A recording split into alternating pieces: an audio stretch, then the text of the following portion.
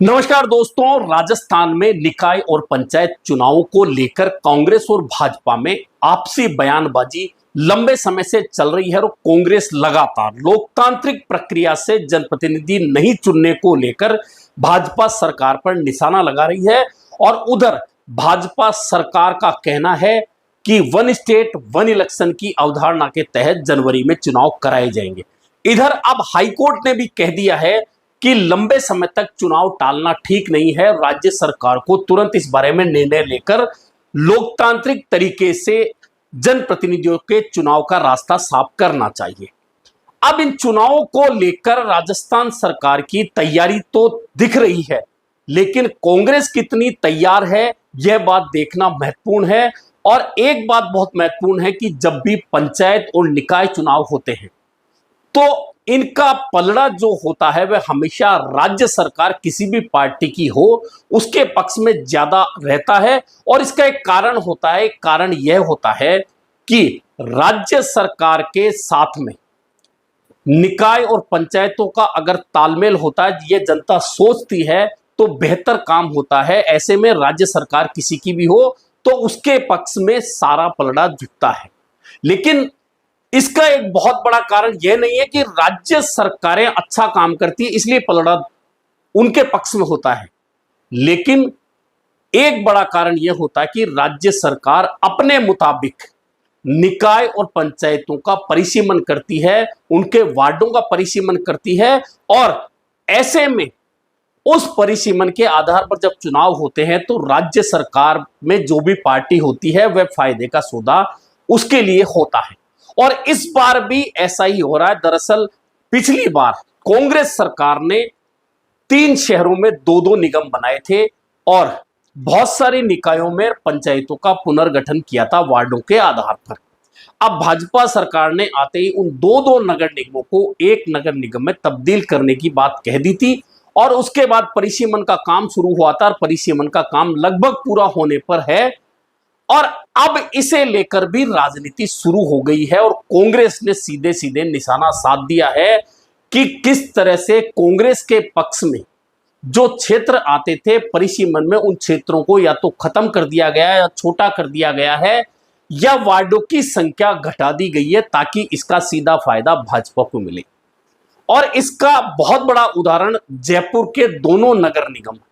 दरअसल जयपुर में ग्रेटर और हेरिटेज 2 नगर निगम बनाए थे और कोटा में भी बनाए थे, जोधपुर में बनाए थे। इसका फायदा यह मिला था कांग्रेस को कि तीनों शहरों में कांग्रेस अपने भी मेयर बनाने में सफल हुई थी। अन्यथा एक बार जयपुर में सीधा महापौर का चुनाव हुआ था तब कांग्रेस को जीत मिली थी। इसके अलावा जयपुर में कभी कांग्रेस नगर निगम का बोर्ड नहीं बना पाई है। ऐसे में जब नगर निगमों को एक कर दिया गया और वार्डों का परिसीमन हुआ, 250 वार्डों की संख्या घटकर अब एक नगर निगम में 150 हो जाएगी, तो इस पर राजनीति शुरू हो गई। राजनीति यह शुरू हुई है कि भाजपा सरकार ने सिर्फ 3 विधानसभा क्षेत्र, आपको यह समझना होगा कि जयपुर के 3 विधानसभा क्षेत्र जिनको मुस्लिम बाहुल्य बोला जाता है, हवामहल विधानसभा क्षेत्र, किशनपोल विधानसभा क्षेत्र और आदर्श नगर विधानसभा क्षेत्र, इन 3 विधानसभा क्षेत्रों में जितने भी वार्ड थे उनमें से अधिकांश वार्ड कांग्रेस के हिस्से में आए थे। और अब जब परिसीमन दोबारा हुआ है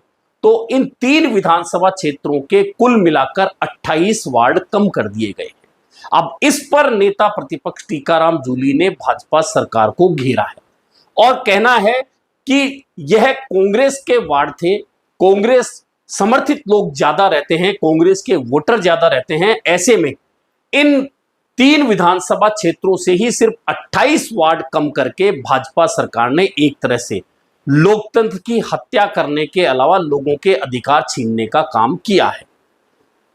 हालांकि यह जयपुर सिर्फ उदाहरण है, घटे तमाम विधानसभा क्षेत्रों के वार्ड हैं, तमाम जगह वार्डों की संख्या कम हुई है, लेकिन चूंकि कांग्रेस उन वार्डों के लिए इसलिए ज्यादा बोल रही है क्योंकि वहां से कांग्रेस को फायदा मिलता था। अब पूरे प्रदेश में अगर इसी तरह वार्डों का परिसीमन हुआ है तो आप समझ सकते हैं कि पलड़ा राज्य सरकार की जो पार्टी होती है यानी कि सीधे सीधे भाजपा के पक्ष में जाएगा। लेकिन अभी एक संशय और है कि वार्डों का परिसीमन तो हो गया, लेकिन एक स्टेट एक चुनाव की अवधारणा से जब भाजपा सरकार चुनाव कराने जाएगी तो क्या चुनाव प्रत्यक्ष प्रणाली यानी कि प्रत्यक्ष रूप से सीधे जनता वोट देकर महापौर या निकाय के अध्यक्ष का चुनाव करेगी या फिर पार्षद उसका चुनाव करेंगे, यह अभी संशय बना हुआ है। इस बारे में राज्य सरकार ने अभी कोई भी स्पष्ट नीति के बारे में जानकारी नहीं दी है। ऐसे में अभी इंतजार इस बात का भी है कि क्या राज्य सरकार सीधे प्रत्यक्ष तौर पर महापौर और निकाय अध्यक्ष का चुनाव कराने जा रही है। लेकिन एक बात बहुत तय है कि इन चुनाव में अपने हिसाब से वार्डों का परिसीमन करके, निकायों का परिसीमन करके, उनकी संख्या घटाकर भाजपा ने अपने पक्ष में बहुत कुछ कर लिया है। अब देखना यह है कि कांग्रेस संगठन सृजन अभियान के तहत संगठन स्तर पर वार्ड और उसके नीचे बूथ तक गठन करने में लगी है और प्रदेश कांग्रेस का दावा है कि उसने निचले स्तर तक जाकर संगठन सृजन अभियान चलाया है और गठन किया है वार्ड स्तर पर, बूथ स्तर पर। लेकिन यह असल असर तब नजर आएगा जब निकाय और पंचायत चुनाव होंगे और उस वक्त परिणामों में कांग्रेस को इस संगठन सृजन अभियान का फायदा मिलेगा। लेकिन फिलहाल तो जो स्थितियां बनी है उसमें बहुत स्पष्ट है कि भाजपा सरकार ने पूरी तरह से निकाय और पंचायतों का जो पुनर्गठन किया है और वार्डों का परिसीमन किया है वह एक तरह से पलड़ा सीधे सीधे भाजपा की तरफ रुख हो जाए, इस तरह का किया है। लेकिन कांग्रेस क्या इसकी काट ढूंढ पाएगी? और जिस तरह से पिछली बार कांग्रेस को राजस्थान में निकाय और पंचायत चुनाव में सफलता मिली थी, क्या वैसी सफलता प्राप्त कर पाएगी? और वैसी सफलता भी नहीं मिल पाए तो क्या भाजपा के साथ सीधे टक्कर की स्थिति में भी आएगी या फिर यह जो फायदा होना है सीधा सीधा भाजपा के पक्ष में जाने वाला है? ऐसे में निकाय चुनाव अभी चूंकि हाईकोर्ट में जयपुर नगर निगमों को एक करने की जो राज्य सरकार की कोशिश है उसके खिलाफ याचिका लगी हुई है, उस पर फैसला आना है और उस पर फैसला आने के बाद स्पष्ट होगा कि जो तैयारी भाजपा ने जयपुर के लिए की है वह ठीक है या फिर राज्य सरकार को राजस्थान हाईकोर्ट को नया निर्देश दे सकता है। लेकिन फिलहाल जिस तरह से वार्डों के परिसीमन को लेकर और कांग्रेस समर्थित क्षेत्रों में वार्डों को संख्या घटाने को लेकर बयानबाजी शुरू हुई है, कांग्रेस ने हमलावर रुख अपनाया है, वह आगे जाकर निकाय चुनाव और पंचायत चुनाव में बयानों के दौरान और आपको देखने को मिलेगा, भाषणों के दौरान देखने को मिलेगा, राजनीति में देखने को मिलेगा। लेकिन फिलहाल राजस्थान की भाजपा सरकार ने कांग्रेस को वार्ड और पंचायतों में पटकनी देने के लिए अपने हिसाब से पूरी तैयारी कर ली है।